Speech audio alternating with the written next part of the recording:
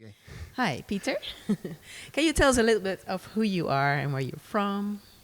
Yes, I'm Peter Teagle. I'm married to Lynette, who's over here, and we work for Friends International, have done for over 20 years, and we've been working in Oxford for the last 16. Okay, and Friends International, what is that for organization? So it's a mission agency that grew up in the UK to focus specifically on international students. I think just so much is done with students in the UK that we needed to really focus on internationals through not just through the Christian Union movement, but also through churches. And I also heard that you have written a book, right? Yes, I have. Can you tell us more about that? Yes, so this came out a couple of years ago, and there's a free copy for everyone. Yay. But if you really want to, you can buy 2 copies of me. It's called Is Christianity a Western Religion? And Other Questions that International Students Ask. Because what would you say is the difference between working with local students and with international students? Well, of course, there is an overlap, but sometimes I think that we forget that international students may ask the same questions, but will be looking for different answers, or rather looking for their context is different. So a British student, for example, or a French student may want to know, why do you say that Jesus is the only way? And that's a relevant question, but it's maybe a fairly academic question. Whereas if you're coming from India, from a Hindu background, that is a very real question because it speaks to your very identity. And there are questions which just simply don't come up in a Western European context, like if I'm going to follow Jesus, what about my ancestors? And that is actually one question which is dealt with in the book. Thank you so much. So now you're going to give an evangelistic talk focused on international students. Yeah. Thank you very much. Many blessings. Thank you. I could actually just blame Lindsay Brown for this book. He told me I could blame him because we were just working, Michael Otts and Lindsay and myself were working on a mission in Manchester, and as we were crossing a busy road, timing, Lindsay Brown said, there's nothing we can really give international students, because everything is either focused on answering questions which Western students are asking, or it's just, say, a gospel in another language. And I realized he was right, but I didn't quite know. He suggested in the middle of the road that I should write a book, and I wasn't really sure quite what to do, especially in the middle of the road. But when lockdown happened, I realized that actually simply a book which answers people's questions, not so much an apologetics book, although it is partly that. It's a frequently asked questions book, and it's designed really so that you can give it to students and they can read it in any order. They can just choose one question and read that if they just want to answer or have the answer to one question.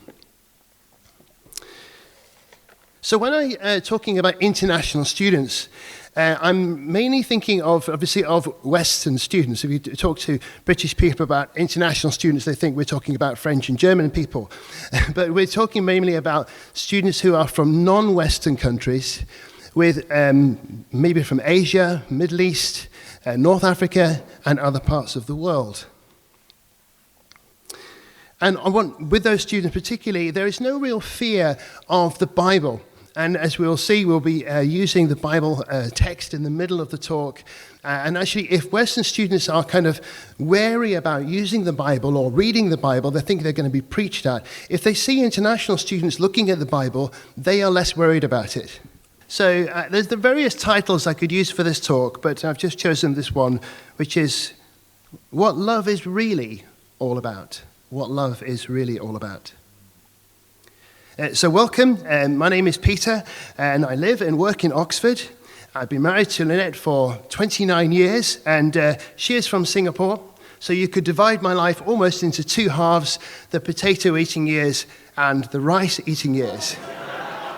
And when I first met Lynette, I had really no experience of other cultures, and we were in the same Bible study group, and she said, shall I cook you something? Well, what young student guy would say no to that? And so she cooked me a dish which was amazing. It was exotic, and it was spicy. It was like nothing else I'd ever tasted. it was actually just instant noodles. But she had my heart from that moment. So fast forwarding many years, and maybe about 10 or so years ago, Lynette's family, who are all living in Singapore, came to Oxford to spend Christmas with us. That's her parents and her brother, his wife, and their 3 children. And coming from tropical Singapore, they said, okay, when we're in Oxford, we would like to see snow. Now, I haven't worked out yet how to order it on Amazon, and it doesn't really snow very much in England at that time. So we organized a family holiday to Austria, to Salzburg, where we thought we would guarantee to see snow. Anyway, the day came when we, as a family in 2 cars, went down to Gatwick Airport to get the plane to go to Austria to see snow. And on the way to the airport, it started snowing.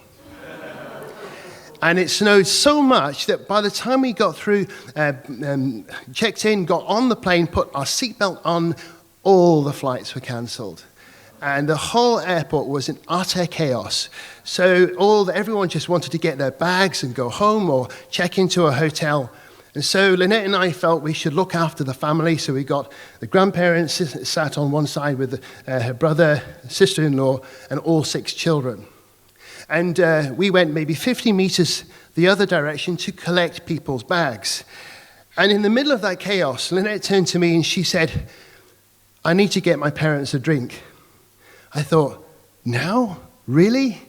And I knew what she was doing because in Chinese culture, to honor your parents, to look after them is very important. But I thought, really? This is not a good time. And I looked over and I saw where they were sitting next to the only drinks machine in the place.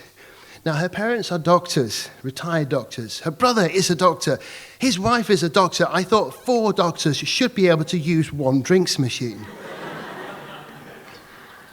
I said, it's too much. She said, you don't understand.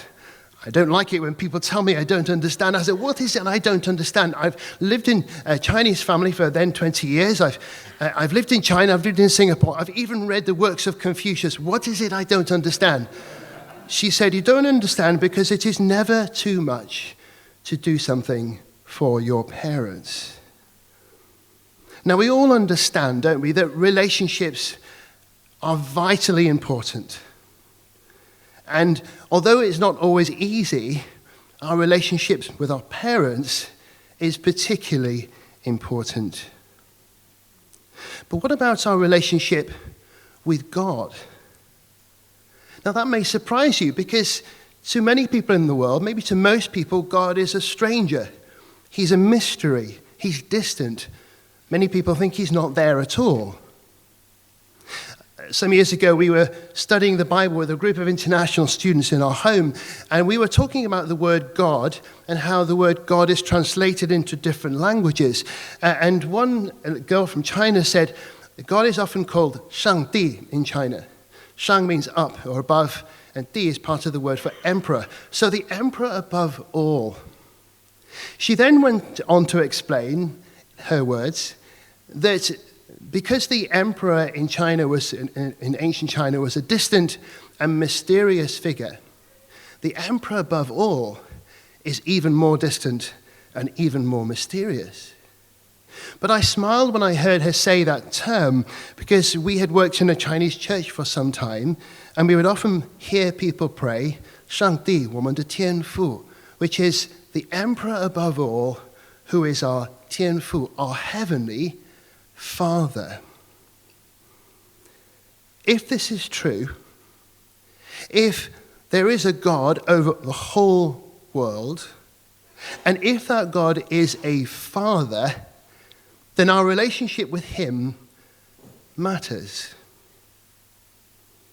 Now, on your tables are some books called Uncover Mark. And this is part of the Bible. It's the story of Jesus, which has been published in this way for you to take and to make notes, if you like, and to enjoy maybe discussing with your Christian friends. And I'm going to read just a few lines from a part of the story of Jesus. It's on page, whatever page it's on.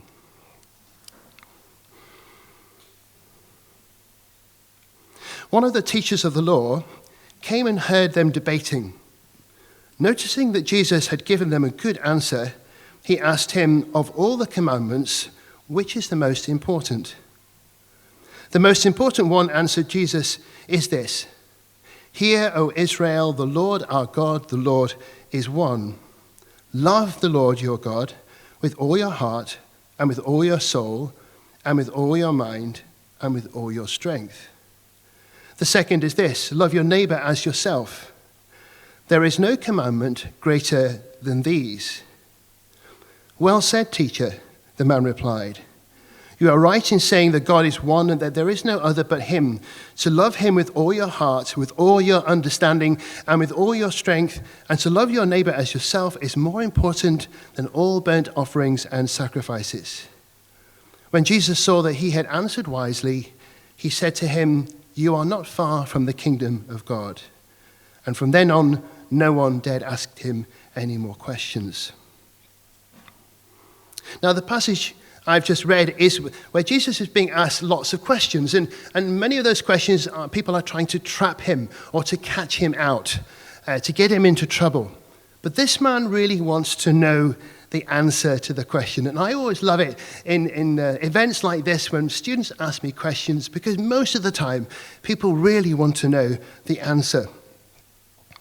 But Jesus is being asked this question because the Jewish people lived by 613 different laws and rules by which they hoped to please God. And these range from do not murder to how you should cut your hair and everything in between. And it was a common question that people would debate, which is the most important? And Jesus answered in three parts.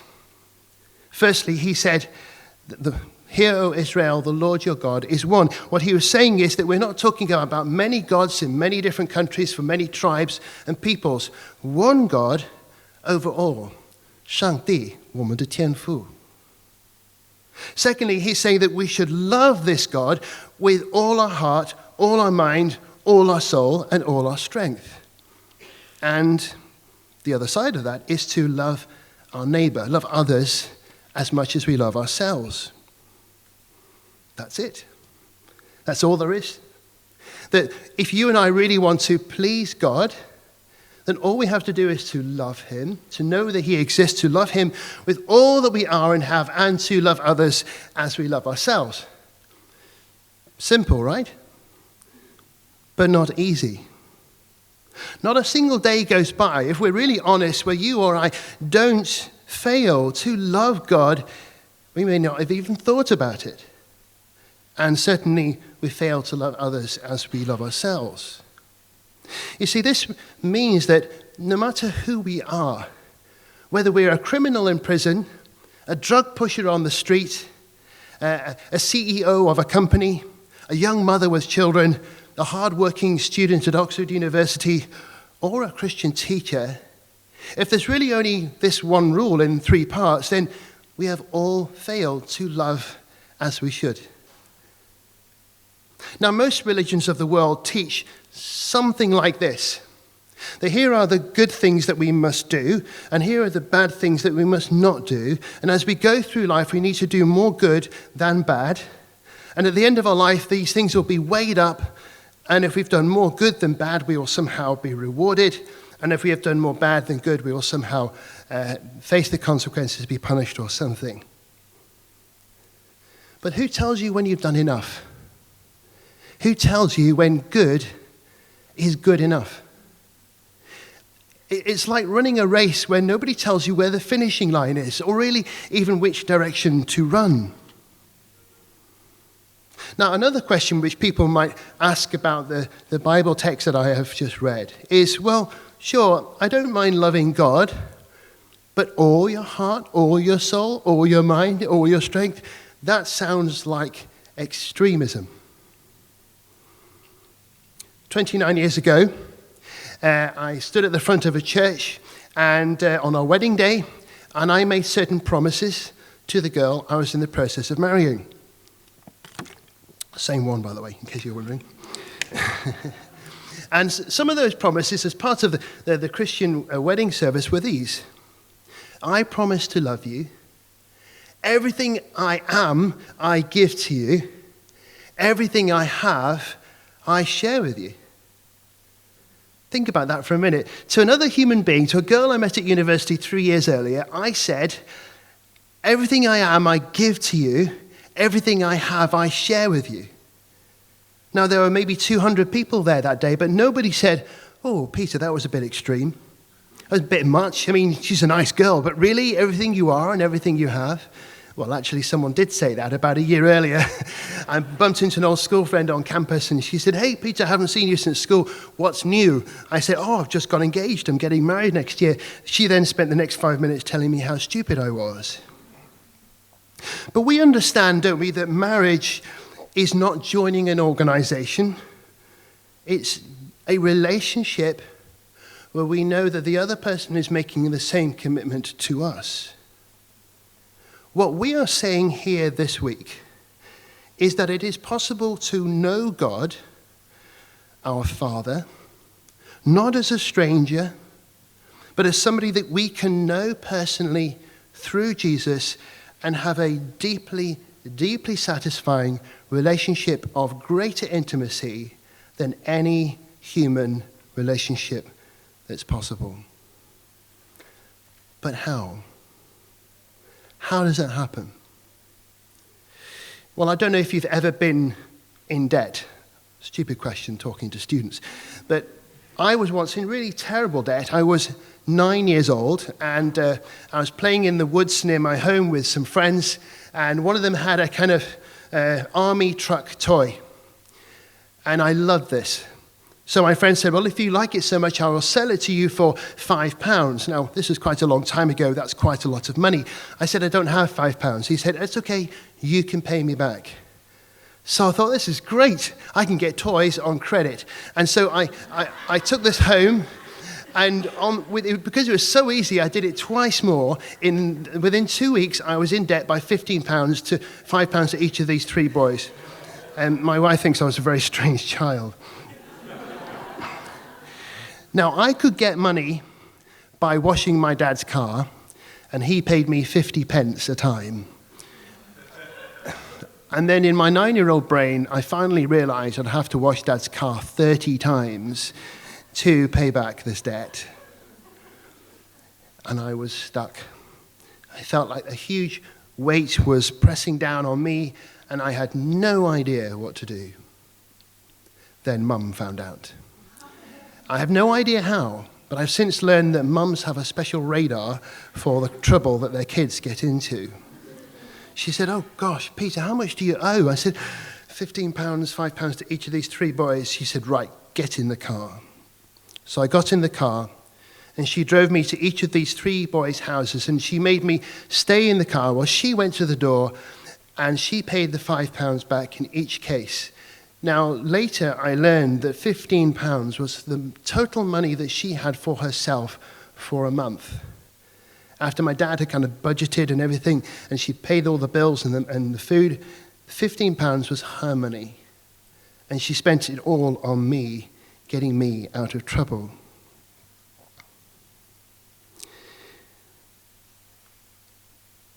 What my mum wanted was not then for me to pay her back. What she said when she got back in the car was, Peter, doesn't it feel horrible to be in debt? I said, yes, Mum, it does. She said, I have paid your debt. Now don't do that again.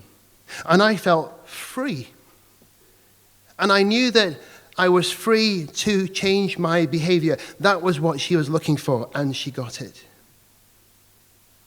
Now, maybe you didn't ever think about this before, but God's love for you and me is a million times greater than the very best of parents. I'm sure you've seen pictures of Jesus on the cross. And this happened, he was killed on the cross because there were political and religious leaders who opposed him.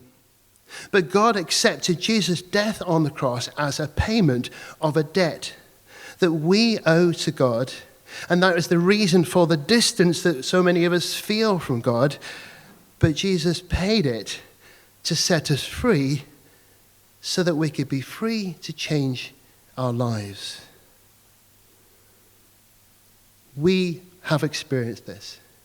Many of us have experienced what it means to be forgiven for all the things that we've done, the things that we're deeply ashamed about, and the stupid stuff that we do every day. But the result is that God is no longer a stranger. Now, I realize that may have raised more questions than I've answered, and that's okay. That's what we're here for this week. And do ask your questions, both later in the Q&A and for your Christian friends, and come to the other events. But let me finish by telling you just one more story of two women who we knew when we lived in Birmingham. One of them was a very sophisticated, highly intelligent postgraduate student from China called Lan. The other was a very ordinary, uneducated English lady from Birmingham called Kim. And we knew them about the same time. Lan came to our house for a Christmas event, and she experienced our family life when the kids were so excited about Christmas, and we were trying to feed international students and them all at the same time. But something in that chaos, she saw something that she liked, and so she started to read the Bible and to investigate Christianity. But about 6 months later, she called me and she said, "Peter, I really appreciate what I've learned about Jesus and the Christian faith, and I believe it. But one problem, it keeps talking about forgiveness. I don't need to be forgiven. I'm a good person. I haven't really done anything wrong." I tried to explain that we all have, but the conversation just sort of ended on that note. About 2 weeks later, she was in a shop and she was waiting to be served, and there was an older lady ahead of her who was taking a long time and getting her order wrong and messing things up and dropping things. And our friend Lan just got really irritated and started making sarcastic comments. And at first she was quite pleased with herself that her English was good enough to be sarcastic. But then afterwards she realized, I'm not as good a person as I think I am sometimes. Maybe I need forgiveness too. And as she left the shop, she realized actually that there were other things deeper in her life that she had buried, that she was deeply ashamed of, that she wasn't even admitting to herself, relationships that had broken. And when she realized that this is what Jesus had done, Jesus had paid her debt and set her free, she then found this joy, which you may have seen on people's faces, and she was forgiven, and she then found that God is no longer a stranger. About the same time, I was ready. Every day I took my children to primary school, and every day there was this other lady who also took her children to the same school. But I never spoke to her because she was the scary, sweary lady. She was kind of quite tall and quite striking looking. She had tattoos down her arms, and she swore all the time. She would swear in front of the children, in front of the teachers, in front of the parents. She didn't care. She was a tough lady, and she even got into a physical fight with another mother in the school playground, and the police had to separate them. So I avoided her, and she never spoke to me. But then one day I noticed her smiling, which was a bit odd. And then I saw over a period of weeks and months, her face was softer, and she seemed happy. And one day she even stopped to talk to me, and she'd stopped swearing. Now we moved away from Birmingham to Oxford, and I forgot about this until some time later, and I spoke to my friend who still lived there, and I mentioned this, and she said, "Oh, you mean Kim?" And she said that, well, Kim's husband or partner left her, and she was really struggling with the children. And an older Christian couple just looked after and loved this little family and did everything for them. Picked up the kids from school, made sure they had clean clothes to wear, fed them, and just loved them for months. And at the end of this time, or after several months, Kim said to her Christian friend, "I realize I've made a mess of my life. Do you think if I asked him, Jesus would let me start again?" And of course, the answer was yes. I could see it on her face without knowing anything of that. The joy that she had found where God is not a stranger anymore was real. My point is this.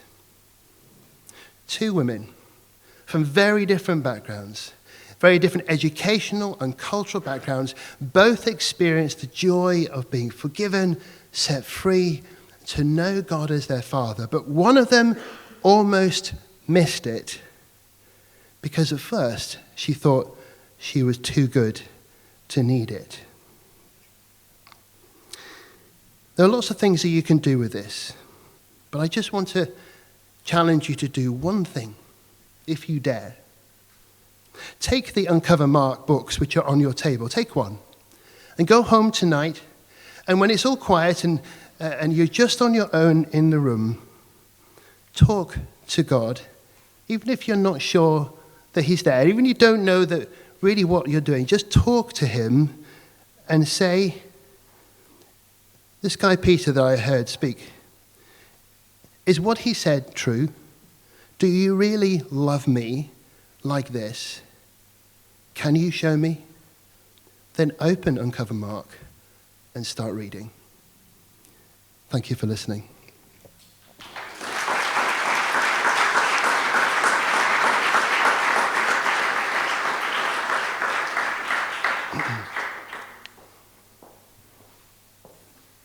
Thank you, Peter. I think there's time for questions, right? Yeah, like yesterday. So if you have any questions to Peter about his talk. Oh, I already see one hand, two hands. All right, I think you were first, Louise. Yeah, I can also repeat your question. I don't know if we have a... We have a mic. I'm very ignorant about arranged marriage cultures, but I just wonder how that marriage transfers to international students from cultures like that. Maybe you could repeat the question and then answer. Yeah. Sorry, we don't need your name. Louise, yes, of course. So Louise was asking, there are some cultures that have arranged marriages. So how does that analogy work with marriage? I think, firstly, in our context, South Asian students where arranged marriages are more common, they do come to our events, but there's slightly a minority. In some centres, that's not true. But I think even if that's the case, I think everybody, if you watch the kind of Bollywood movies, there's lots of, the people want to have love, and love is exciting, and everyone wants to know about love. So I think it does work. But you're right. Just if I had a majority of people from a culture where there was arranged marriages and that kind of thing, I would maybe change the illustration a little, just at least to acknowledge it. I think I would probably say, first of all, I'd acknowledge that, and then I would probably just kind of broaden the example out. I would probably still keep the example of the marriage vows, because that's a commitment, and it's less to do with emotion, it's a commitment, and I would just probably emphasize that. Thank you. Yes, Julia. Oh, the mic is there. Thank you. Oh, yeah, now we go. Thank you very much. That was excellent. I really enjoyed listening to you and the stories, and I can completely see how that works well for international students and national students. I have a question towards what you were, the story you talked about. You can never do enough for your parents. A lot of the students I work with have a very, very difficult relationship to their parents, and can that come across as pressure? And to be honest, sometimes I would want to say to those students, this is such a toxic relationship, it's better for you, maybe for a while, to not invest so much in that relationship, just from a sort of counselling point of view. How would you answer that? Yeah, thank you. Yes, I was very aware of that, which is just passingly mentioned. I recognise that lots of people have very difficult relationships with their parents. But culturally, even if it is difficult, people still feel that they ought to. So even though it's not everything falls short of the ideal, but they have every time I kind of dig and think how deep, particularly in Chinese culture, filial piety, honoring your parents goes, it seems to go deeper still. But what I was hoping to do was to actually slightly set them free from that. It's more just kind of recognizing, gosh, yes, it is quite tough, and it's never enough, and therefore everyone kind of feels a little bit like that's why the debt story works. I think everybody comes, even if they come from a fairly dysfunctional, or whether your father or your mother are very difficult and very demanding, that's the illustration works because that's kind of still the cultural ideal. That's what they want, or that's what they feel they ought to have. But this is freeing them to know a father in a different way. So hopefully that's the redemptive kind of part of it. So I would probably not change it. If I knew that a lot of people have a particularly sensitive issue, I would maybe choose a different illustration. But I don't think that it's saying, of course, you ought to love your parents, end of story. It's saying there is a father who loves you very differently. Thank you.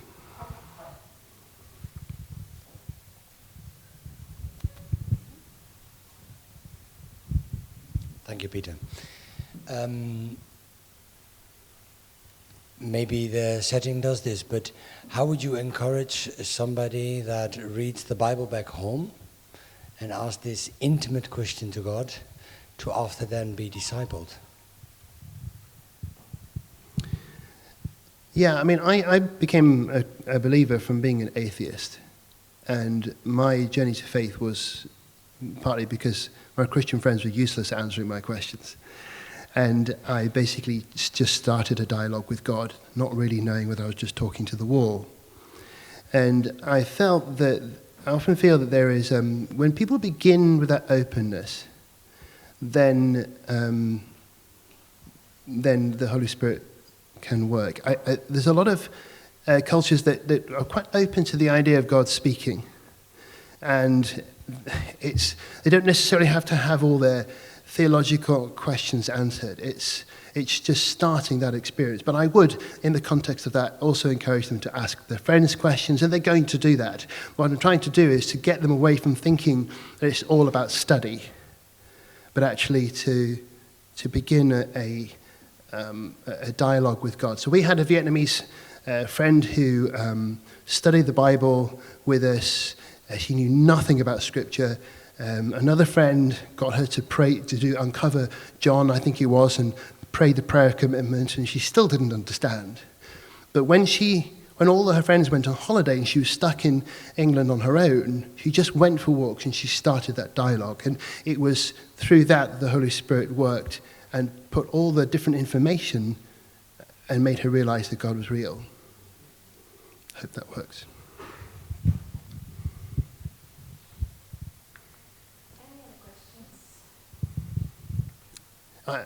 Just before you answer, ask Callum, just to say, I recognize that we're not experts. You may be thinking, well, I know enough Chinese to impress you, but I don't speak it fluently. Although you don't have to be married to someone from another culture, you don't have to have had years of missionary experience from overseas, you don't have to be fluent in another language. We all have cross-cultural experiences. We are learners. If I come across as quoting Chinese proverbs and it doesn't go down so well. It's trying too hard. But what I'm trying to do is to invite people into our world. I very rarely use quotes from famous people. I never use pop culture references or film references because they just don't work. I keep my examples very close to home. Sorry, Callum. Oh, that's right. I was wondering, sometimes student groups and churches feel like, oh no, we shouldn't do separate events for internationals because it's about, all together, and just how you respond to that.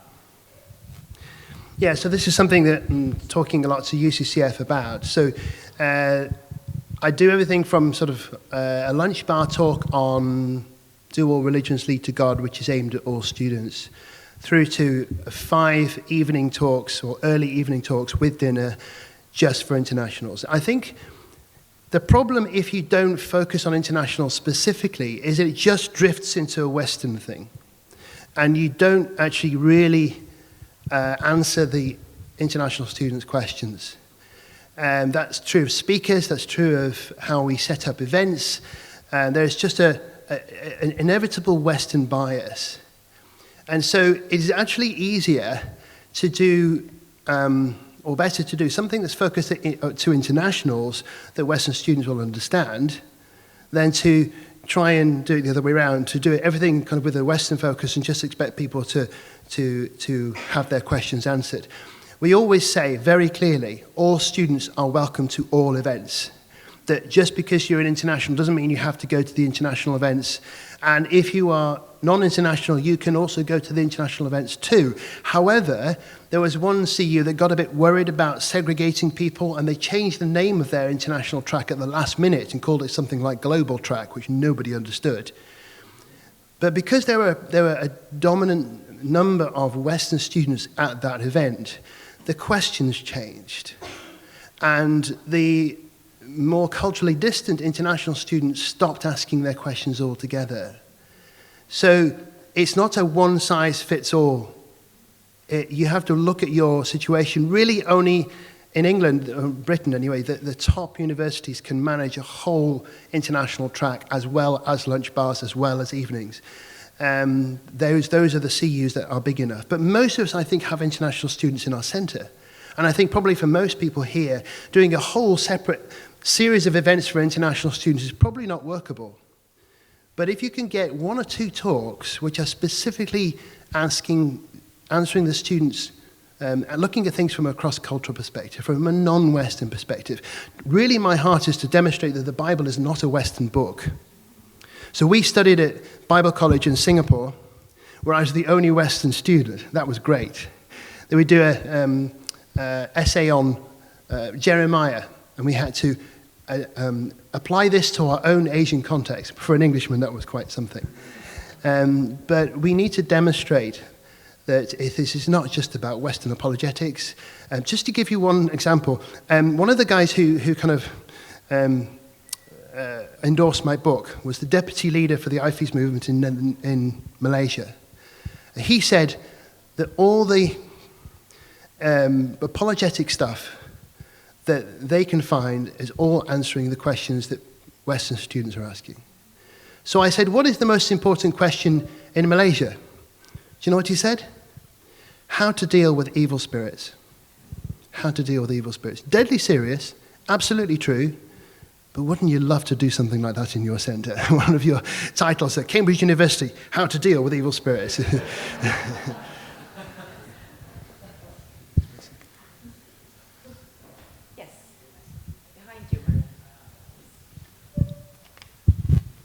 Yeah, thank you. I just wanted to follow up on that question, actually, because what we experience in the international work is that they come with a different spiritual background. And even there will be like tests and trials and fights when they start to kind of focus on Jesus or getting curious about it. And we would even have like people having scary dreams. It's scary, and we get a lot of questions. So how can we counsel in that? Yeah. Okay, yeah. I think that's a great question. This last year I ended up doing 3 lunch bars, which were not specifically for international students, but all asking the question, why is Jesus the only way? And it was quite hard because although I'm quite happy to answer that question, the mood in the room at the beginning was fear. That people were kind of wondering what sort of line I was going to take, whether I was going to rubbish their culture and their background and their religion. I just pointed them to Jesus. But there is that fear. But also I'm very aware that every time I share the gospel, I'm asking people to die. You know, we had one lady from Iran who became a believer in Oxford. She was a PhD student, a lecturer in Tehran. And she wanted to know Jesus. And the lady who's doing Bible study with her was very experienced. And she said, "Manager, do you know what this will cost you?" And she said, "I do." And sadly, because of Facebook, her husband found out that she got baptized. She lost her. He immediately divorced her. She lost access to her older son. She lost her nationality. She lost her career. She lost everything. Now, I've rarely seen it quite that bad. But we just have to recognize two things. First of all, that we're asking people to die. And secondly, therefore, we need to know that what we have is the treasure hidden in the field, is the pearl of great price. If we are not convinced of that, if we're not convinced that Jesus is worth it, then we have no business saying it. But we do need to ask the questions. Sometimes what happens in Bible studies following these events is that we fear asking the wrong thing. We fear kind of treading on some cultural thing, and so we don't ask the students, what does this really mean for you? What do your parents think about this? Sometimes it's actually good, not always, but sometimes it's actually good to connect with the families. It very much depends on the culture. As slightly older people, it's easier for us to do this. So we may send a very small gift at Christmas or something, just so that what often parents are worried about is not necessarily a change of religion from nominal Buddhism to Christianity, but what they're afraid of is that some either religion or religious group is coming between their son or daughter and the family. And so that can sometimes reassure them. Thank you.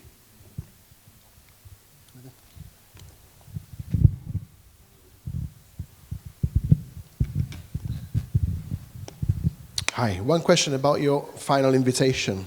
I didn't feel pressured. You didn't say, leave your number, we'll get in touch with you. Yeah. You just said, say these words to God and then read the book. You left it to the sovereignty of God. Yeah.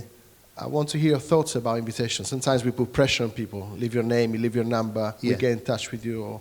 So does it make a difference between internationals and non-internationals? Or I mean, your thoughts about it. Thank you. I'm glad you asked that question, because just before we left our flat this morning, I said to Lynette, I bet I'll get a question about the response. And partly because I don't really always know the situation until I get there. And I'm very wary of false positives. Do you know what I mean by that? So where you think you've got somebody who's responded, and they haven't. So sometimes certainly is the pressure. So that's one issue. But sometimes it's not so much the pressure, but, oh yes, okay, I'll tick this box. Then everyone gets very excited, but actually nothing's really happened. So we were in church many years ago, and church of about 300 or 400 people. And after the service, people came up to me and said, Peter, you're the kind of international guy. You know, a Japanese girl has just given her life to the Lord. I thought, really? And they said, come and see her. So I was introduced to this girl sitting on the front row who was horribly embarrassed, because she had come with her friend, and the pastor had just given his normal Sunday sermon, and then at the end of it, he'd just done his usual, and if anybody doesn't know Jesus and would like to give their lives to the Lord, raise your hand. So being somebody who, from a conformist culture, who was wanting to honor the pastor and her friend, she just raised her hand, not realizing that 300 people behind her were not. Then when she realized what she'd unleashed, she was horribly embarrassed and never came again. It's not always as bleak as that. Sometimes I will pray a prayer. I usually tend to do it towards the end of the week. And I'll just ask people to lower their eyes, close their eyes, and I'll just pray. But I won't necessarily ask people to raise their hands or come to the front. It's usually done in a meal situation anyway. There's also the tick box, sometimes, but I leave that to the Christian Union to do that. But what I want people to do is to do something experientially, to do something, either to read something, to pray something, or to do as I've just said. But getting a false positive is quite hard. It's usually best done in a kind of one-to-one setting. How did you feel about this? Would you like to make a commitment? Are you ready? And that kind of thing. Thank you.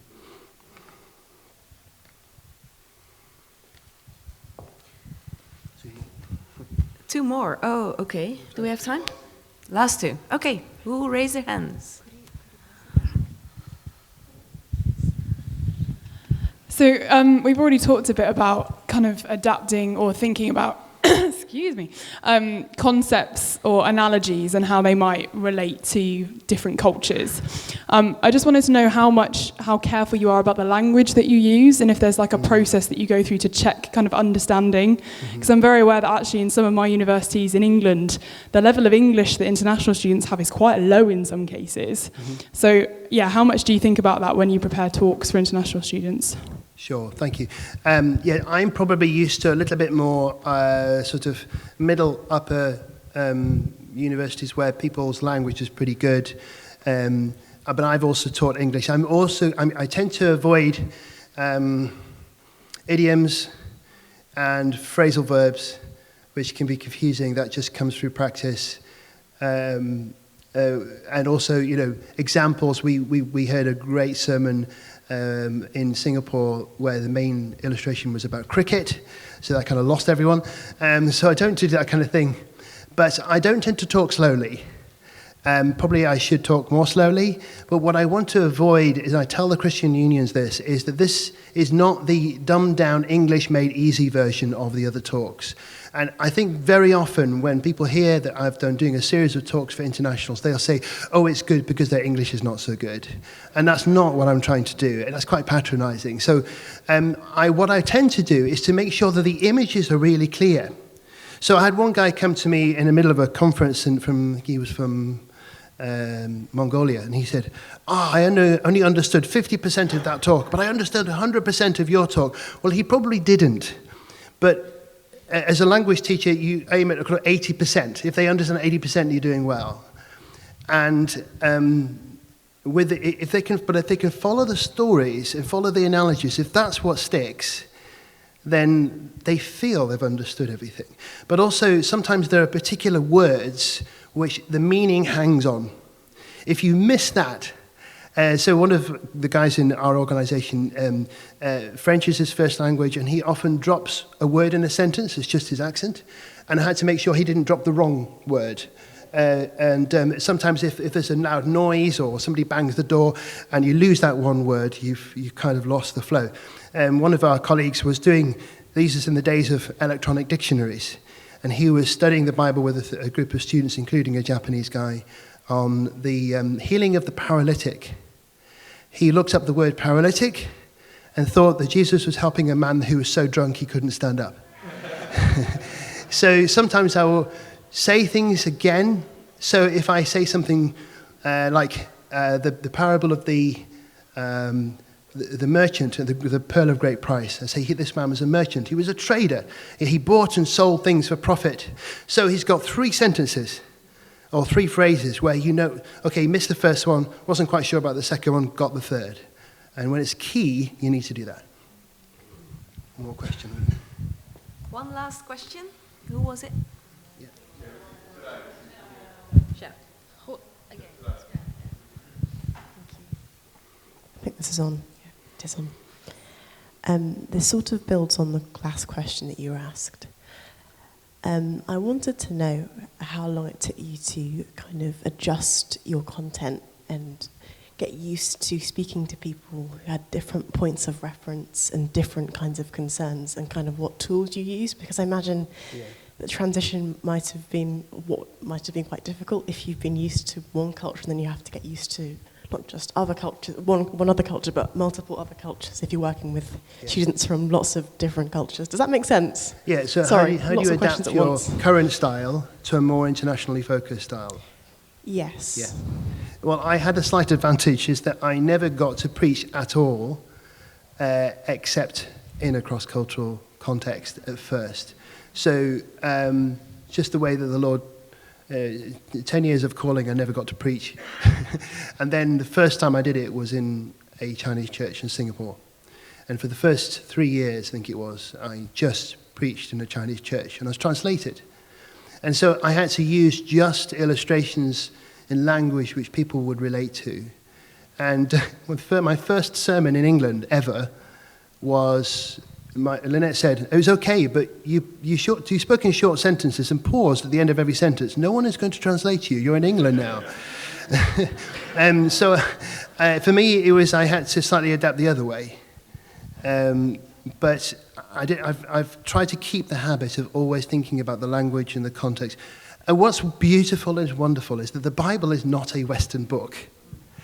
And so often we miss the richness of the text that we're looking at because we're looking at it through the lens of predominantly a Western setting. And we go straight to the application because we've heard this passage 100 times, not realizing the impact this passage could have, the story could have, on someone coming from a different culture. And I just experiment. The story of my mum paying my debt is an old one. I think I've been using that many, many, many times because it works. But there are others that don't, and I might use them in one context and then dump them. And also, I tend to pass things by my in-house editor and critic, Lynette. But if you have a friend, that also works. Thank you very much, everyone.